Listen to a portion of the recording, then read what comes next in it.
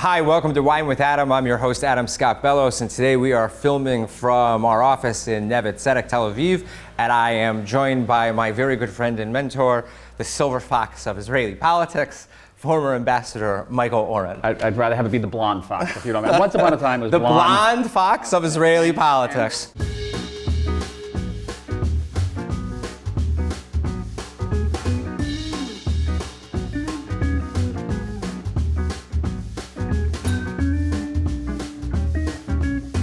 Michael, let me just do the resume off the top of my head.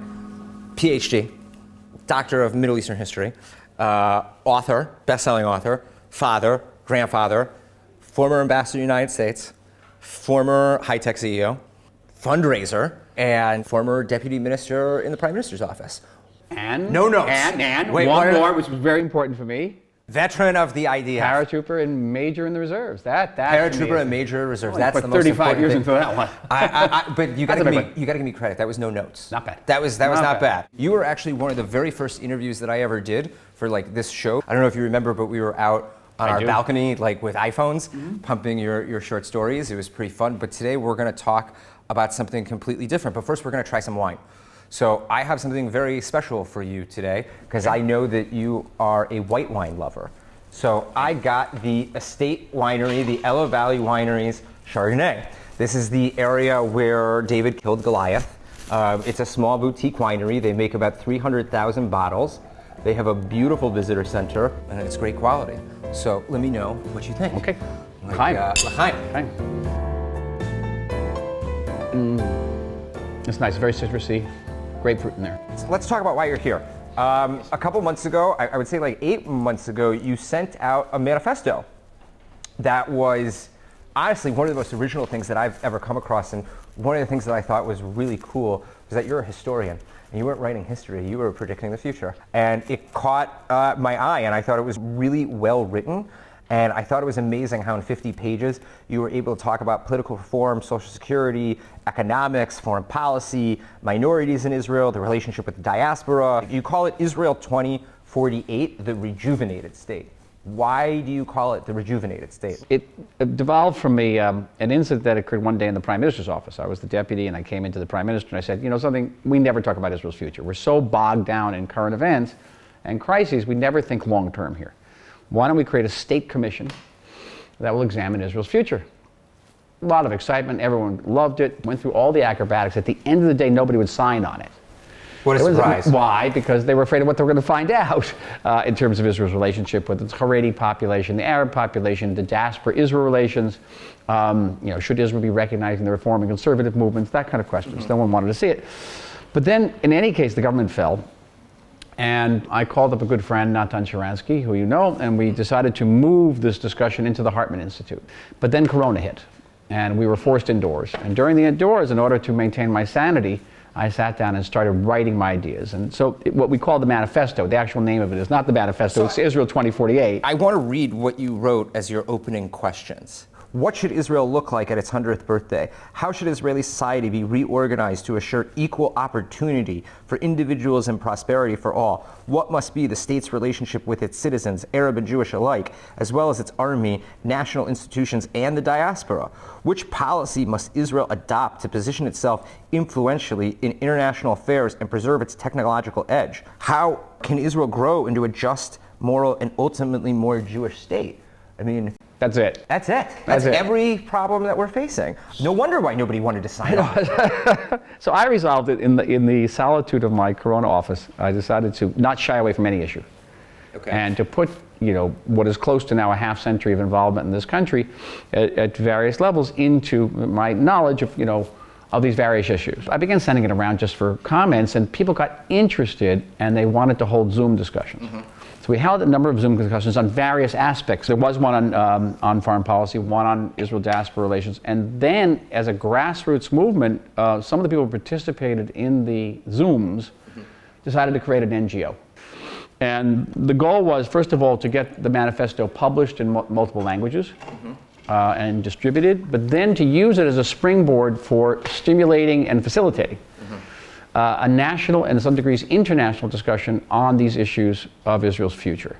You wrote that Israel was born more out of words than anything else. I feel like you're following in that. But no, I took by example, the immensely fruitful, fervid discussion on the future of the Jewish state that took place between the 1880s and the 1940s. It was in this country, that poets and artists would meet with national leaders, at some cafe in Jerusalem and discuss Israel's nature and Israel's future. So, what was the most uncomfortable thing for you when writing this? Or you wrote about the relationship between Arab Israelis and the state of Israel. That was and the easy normalization. one. So that was easy. What was the most difficult for you? Israel-Diaspora relations. Why? It is one of the most complex, and perhaps the most complex can you issue elaborate? We face. Yeah. Well, for example, the state of Israel turns to Jews in diaspora and says, support us, give us your funds, support us politically, and yet when those same groups of Jews want to be recognized as legitimate in the state of Israel, they don't get it. Mm-hmm. We have conflicting values in this country. We want to uphold pluralism, mm-hmm. but we also want to hold democracy. I feel like immigrants are way more into fixing the problems, whereas Sabras are. I don't know. I think we also come from different perspectives. So in the manifesto, I talk about a certain lack of understanding of what democracy actually means in this country. Mm-hmm. We as a society don't have deep democratic roots in this country. We don't have 800 years of democratic thought as they have in the West. It begins with a Magna Carta. Most of our population either comes from Arab countries, Middle Eastern countries, or from Eastern Europe. Right. They did not come with democracy in their suitcases. But the same thing is true of sovereignty, because we're talking about sovereignty. The Jews weren't sovereign for 2,000 years, and before that we were sovereign, in various equivocal ways. And we have a lack of understanding of what sovereignty means and what it requires. And the two major examples I give in the manifesto are the Bedouin in the south. Right. And now we're seeing that with the upheaval there.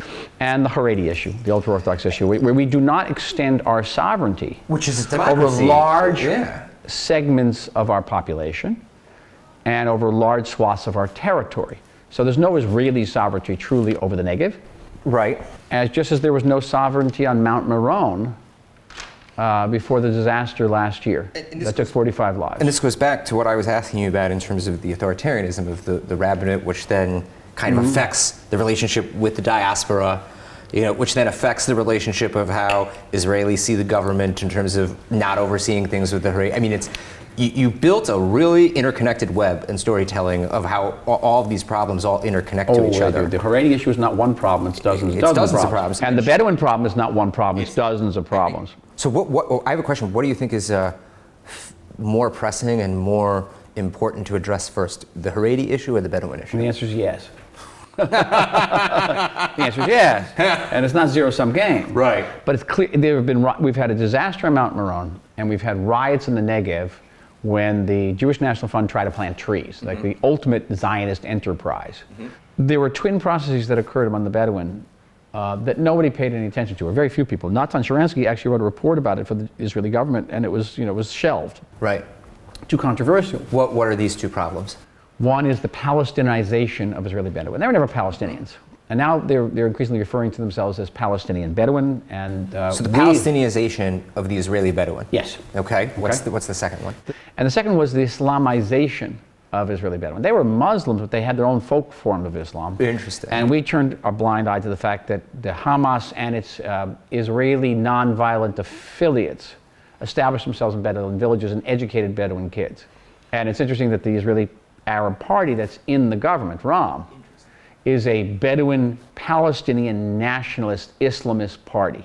And we created Ram. That. We created Ram. Ram is our, you want to say it's our Frankenstein monster, but we created it. We're looking at two extremist peoples, almost, from two different polar opposites of society in the country. I mean, that's more than just a looming threat. Well, the Haredim it has some unique qualities to it. It's not just the refusal of almost 50% of the Haredim men to become part of the workforce, but the biggest problem there is education. In the Haredi population, these Haredi schools which is a separate school system from the sovereign school system of the state of Israel, give basically a second grade education in math and almost no English education, which means that the graduates of these schools cannot really be part of the workforce, of a modern workforce. And which means they will be dependent, they remain dependent on the Haredi social and economic infrastructure. Maybe it's a really naive question to ask you, and whether or not you've ever realized I love asking you naive questions. What do you think is the reason why there's a stalemate on taking action, to fix this type of issue of creating a state within a state? I mean, because it sounds like we've got 2 or 3 state within a states right now. Right. It's a country with laws, and I don't understand how the future of the country will be secure if we're letting communities do whatever they want. It's also a police issue. It's a security issue. We simply do not have enough police to enforce Israeli sovereignty in the south. So why isn't the army utilized? Like, using the army against Israeli citizens is a problem. Mm-hmm. Okay? Understood. That's a you really simple answer to the precedent. question. You don't want that precedent. Without question. If I'm correct, that was one of the big issues during some of the riots that happened this year with in Ramallah and stuff like that. They didn't want to use the army. They did not want to use the army. Using the army against our citizens is a very bad precedent. But the other issue is something very deep in the Zionist ethos. Okay. And Amos Oz used to talk about this occasionally, was that Zionism tried to make a new Jew and tried to bring the Jews into modernity and took on the Haredi civilization, as it will, its culture, and they failed. The Haredi won. The Haredi won. I think in the Zionist ethos, there's in certain ways kind of a begrudging respect, but also a division of labor. And Amos Oz said it best once. He says, you need us, you the Haredi need us because you need a people, okay?